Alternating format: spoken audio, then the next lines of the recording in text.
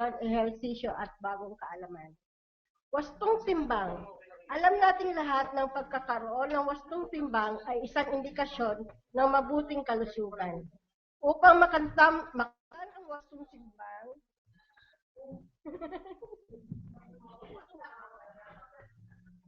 ayan, kitang-kita na ako. Tangkad ko na ngayon. Sige.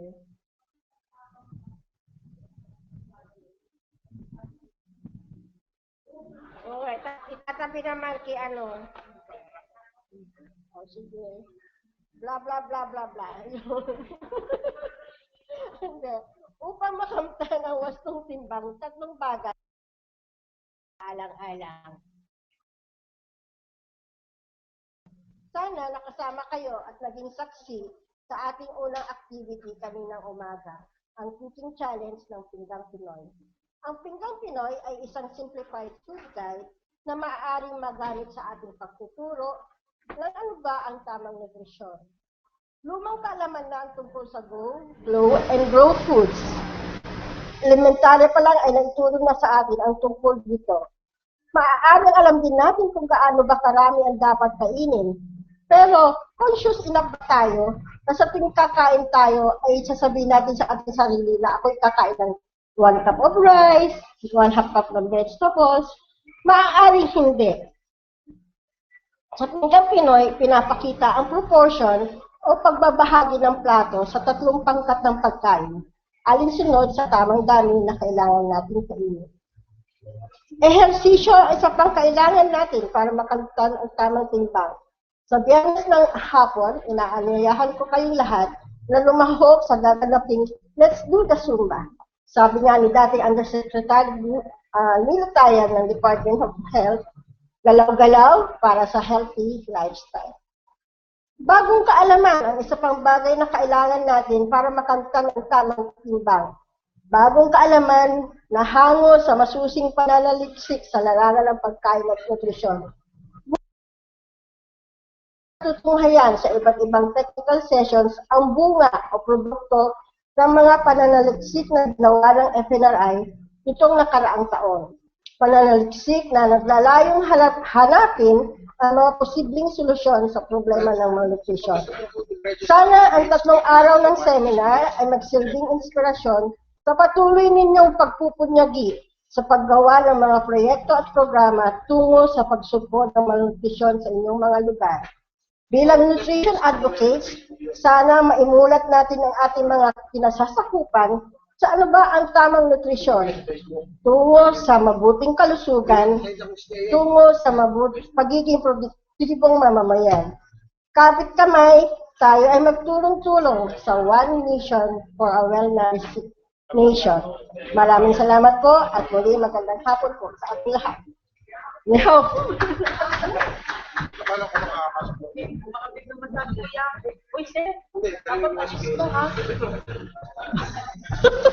Mahirap eh. Maraming salamat, Miss Galang. May I now call our very energetic director, Dr. Mario V. Capansana, to give also his welcome remarks, and after which he will introduce our keynote speaker. Dr. Capansana? I don't need the patungan. Si Sir, mamaya. Oo. Good morning. I'm Dr. Capansana. Welcome and goodbye.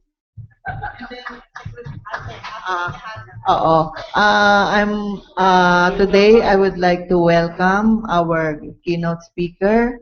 She's none other than Asek Urduha Tejada. Good morning. I'm ang dami kong role. Welcome. Maraming salamat po. Thank you very much, ma'am, and thank you very much for gracing our opening ceremonies. As I've mentioned earlier, many new firsts mark the 41st FNRI seminar series.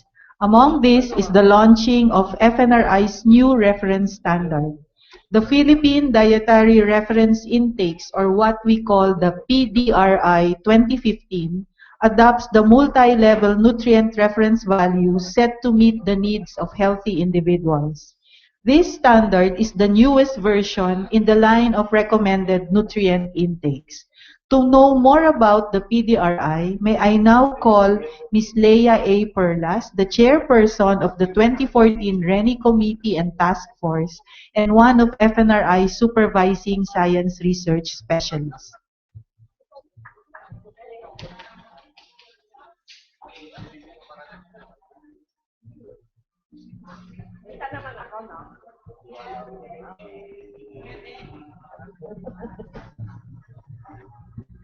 Ano ba yan? Mas maganda ba hahawakan na lang? Yan na. Good health begins with good nutrition, and good nutrition starts with a balanced diet that provides the necessary levels of essential nutrients and adequate energy. Today, we present to you...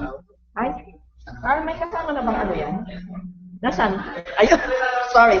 Today, we present to you the new set of nutrient-based dietary standards necessary for nutrition science and policy making.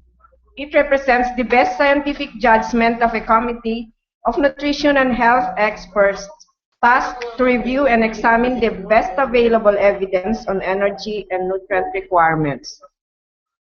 Dietary reference standards are not static. They are periodically evaluated and updated as new scientific evidences on human nutritional needs accumulate. The Food and Nutrition Research Institute, as the country's lead agency in food and nutrition R&D, with a mandate to develop and recommend nutrition policy options and strategies, initiated the review and revision of the existing dietary standard, namely the recommended energy and nutrient intakes for Filipinos, or the RENI, which was published in 2002. The reference standards are primarily used in planning and assessing dietary intakes of individuals and groups of people. They can also be used as basis for government programs and policies, such as for setting food production targets, nutrition labeling in foods and dietary supplements, food fortification, micronutrient supplementation, food assistance programs, and dietary guidelines, among others. However, having one value, which is the RENI, cannot serve all of these functions in the light of ever-changing food environment and lifestyle among the general population. From a single reference standard, a new set of multi-level standards, collectively referred to as the Philippine Dietary Reference Intakes, or the PDRI, is adopted. This is in recognition of the growing and diverse uses of the reference values, and also in response to the need for convergence and harmonization of terminologies for nutrient reference values. China, Japan, and Korea are the first Asian countries that have already started adopting the DRI system. So, how exactly are the new standards formulated? Dr. Rosario Sagum, the chair of the Technical Working Group, will discuss this in detail on Friday during the plenary session, but allow me to just mention the basic concepts that underpin the development of the new dietary standards. First, both nutrient requirements and intakes are distributions. Second, the reference nutrient intakes would satisfy the needs of nearly all apparently healthy Filipinos. Third, the endpoints of the standards are to ensure nutrient adequacy, with primarily the prevention of nutrient deficiency as the criterion and to avoid excess. The reference weights for infants and children 0 to 18 years reflect the World Health Organization child growth standards, while reference weights for adults were based on weight to achieve body mass index of 22, using the 2013 National Nutrition Survey median height at 19 years of age. Adjustment in age groupings reflects established biological patterns and feeding, and most recently published researches serve as references. As I mentioned a while ago, the review and revision was undertaken by a committee that was formed by the FNRI DOST. The committee is composed of experts in the field of nutrition and health research, education, and practice. Each committee member headed a task force for energy and a specific nutrient or a group of related nutrients period pala yun. Science research specialists from the FNRI served as members of the technical working group. After the formation of the review committee, the technical working group reviewed the available data on nutrient requirements and prepared working documents for drafting the recommendations. The committee and the technical working group drew heavily from the reports of the U.S. Institute of Medicine, the IOM, the World Health Organization, WHO, and the Food and Agriculture Organization, FAO, of the United Nations. Other available and relevant studies that have been published in foreign and local scientific journals, as well as yet unpublished but important local studies, were also reviewed.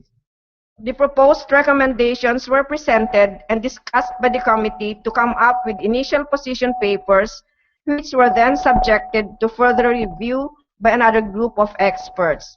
The proposed recommendations were presented to a group of stakeholders, users in nutrition and dietetics, health, agriculture, and academic and food industry sectors for further comments before finalization by the committee. The current publication is purposely brief. It gives only the basis for the derivation of the PDRI, its general uses and applications, and summary of recommendations, as it is designed to be used as practical, handy reference for users. The documentation of the scientific basis for the recommendations for energy and individual nutrients and the guidelines for the usage of PDRI will be included in a subsequent publication. And now, without further ado, on behalf of the Food and Nutrition Research Institute, the Review Committee, and the Technical Working Group, I am proud to present the new set of dietary standards that represent the current state of scientific knowledge with respect to energy and nutrient requirements for Filipinos. Meron pang video.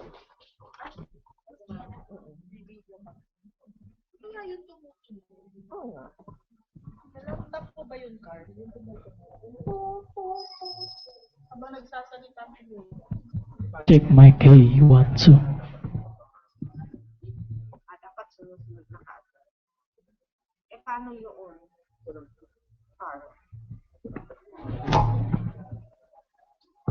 Sandali lang yan, sandali lang. Audio jump.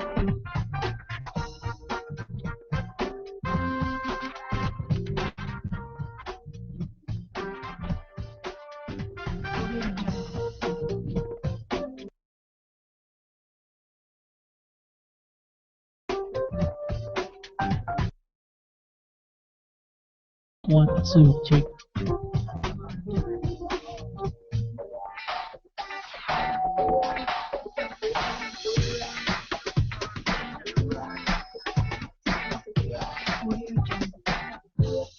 Audio jungle.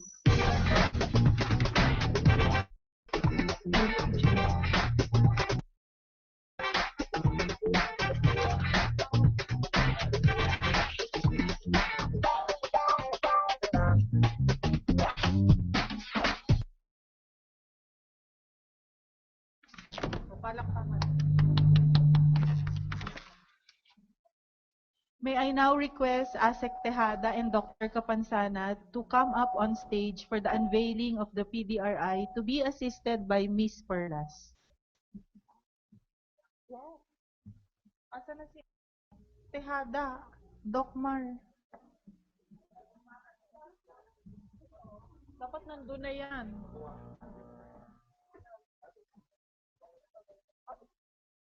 Unveiling, oo. Tama, Carl. Sobrang haba. Yung intro ni Lea, sobrang haba. Unveiling tayo. Masyado yata malayo.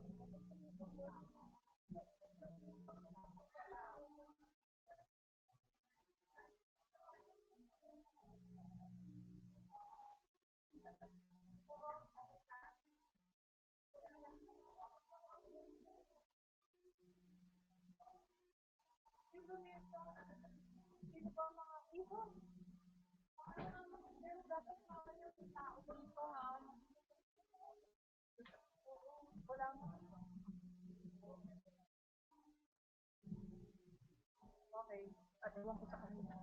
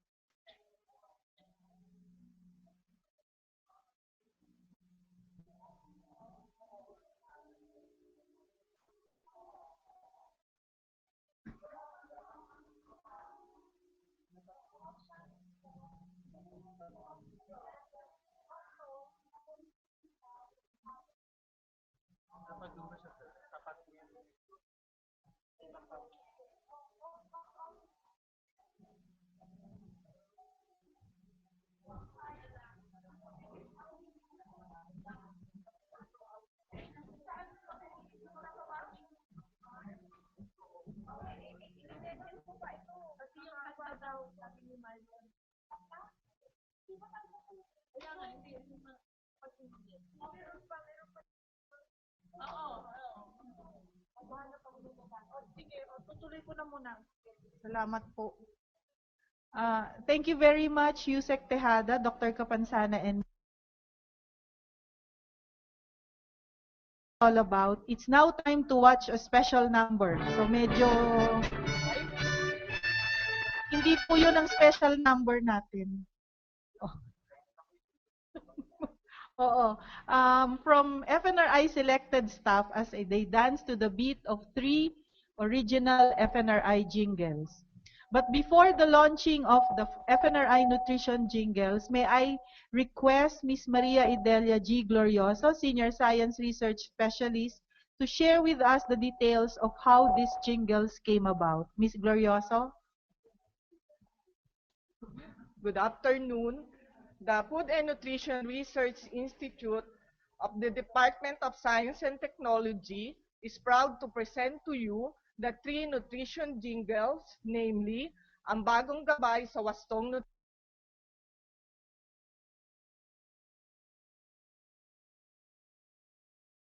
developed for the purposes of creating familiarity, Pinggang Pinoy messages, and health and nutritional benefits of brown rice, which may have been previously unknown. Secondly, helping the listeners to remember songs have a way of appealing to our inner than the written words. The jingles, with their simple messages and upbeat music, can be sung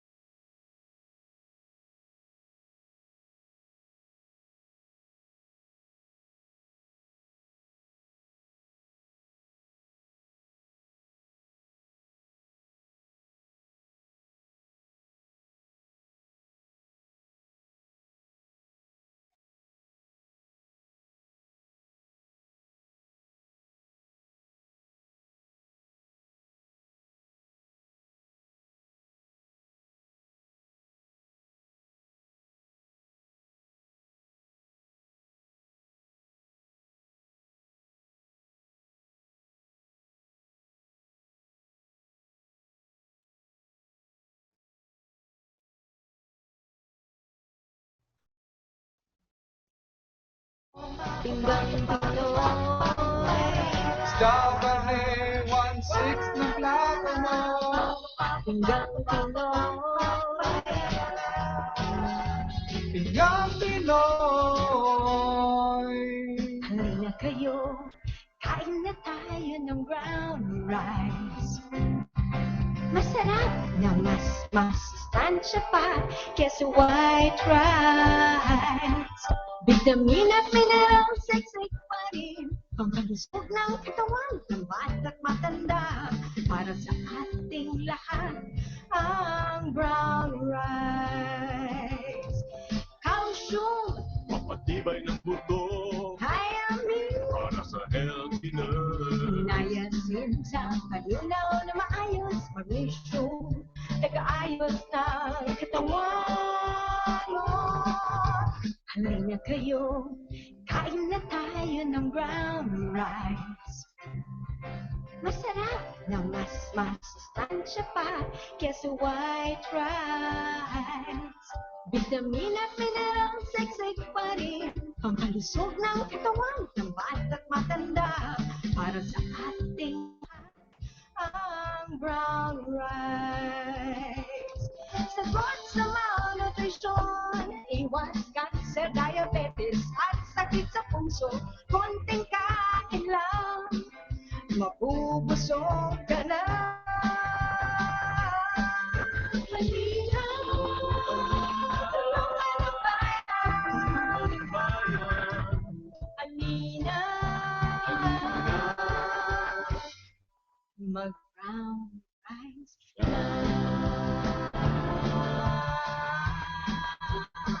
Mag-brown rice na. Maraming salamat. O, di ba napainda kayo? Pwede bang mag-remain on stage si Asek Tejada at si Dr. Kapansana as Miss? Maraming salamat mga kabataan. Huwag kayo umalis dyan. Ang gaganda nyo eh. Dyan lang kayo sa likod. At si Brown Rice nasaan na? Oh, ayan. Oh, palakpakan naman si Brown Rice. Nang galing pa ng Compostela Valley yan. Medyo hilo-hilo pa yan. Pero hindi naman nawala ang pagiging brown niya. Okay ka, Brown Rice? Okay.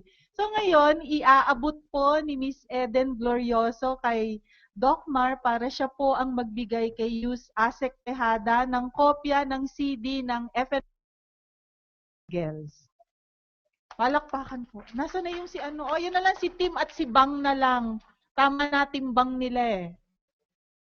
Maraming salamat at sana nagustuhan niyo ang bagong nutrition jingles. Meron po akong konting announcement dahil po nilaunch namin ang nutrition jingles. We will be conducting an evaluation study on the 3 jingles. For those who are interested among you, our dear participants, to join the evaluation study, you may register at room 116 TDST on July 2, bukas po yon, at 8 a.m. And please look for Miss Eden Glorioso and Miss Eva El Rebato. The first, ito po ha, please take note, the first 100 participants will be accommodated. The first 100 will be composed of 25 students, 25 BNS or BHW, the first 25 NDs, and the first 25 professionals from other allied courses. Uulitin ko po, 100 ang magpa-participate sa ating evaluation.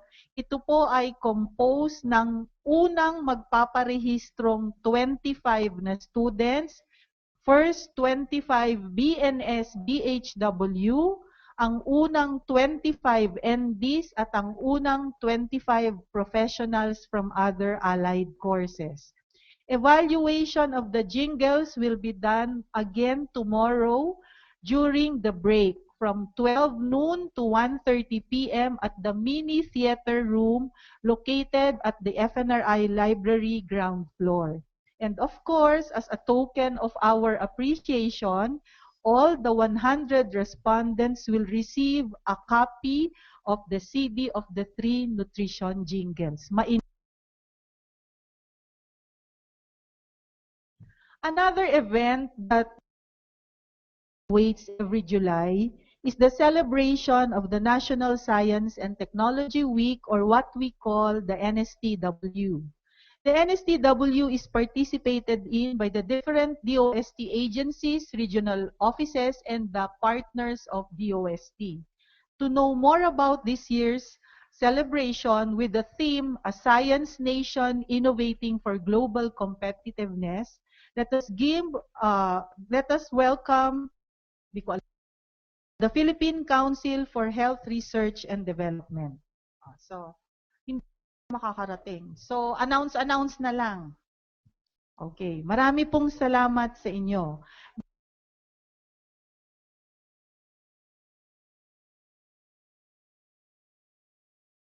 Reaching technical. Before we end, meron pa rin announce sa inyo, the FNRI in partnership with Unilever Philippines developed and produced, ito po, the Healthy Living Recipe Book. Bagong-bago rin po ito. Again, an evaluation will be conducted on those who are interested to join the evaluation may also register at room 116 at TDSD, and again, look for Miss Glorioso and Miss Rebato from 8 to 10 a.m. tomorrow, July 2. Ang participants for this evaluation will be 120 participants. The first 120 will be composed of the first students, the first 30 BNS, BHW, the first 30 nutritionists, dietitians, and the first 30 professionals from other allied courses. So yun po ang ating division. Now, those who have already participated or registered to be participants of the evaluation for the nutrition jingles will not be allowed to join the evaluation of the recipe book para naman po mas marami ang makakuha ng ating mga giveaways. The evaluation of the recipe book will be done on Friday, 12 noon to 1:30 p.m. at the the ground floor. And as a token of appreciation, respondents will receive a copy of the recipe book. So marami pong salamat ulit for attending the opening ceremonies today, and I do hope to see you tomorrow and on Friday for the FNRI seminar series. Yun po sa ating lahat. Yahoo! Yay! Tapos na tayo. Chair, 11:20 na chair. Isa pa ba?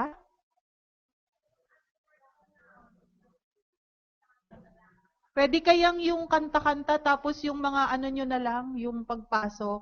Kailangan pa kami chair? Kailangan pa ba kami chair? Hindi na, no? O, pahinga muna kami chair. Kasi hindi ko pa na-edit chair ang aking script chair. Thank you.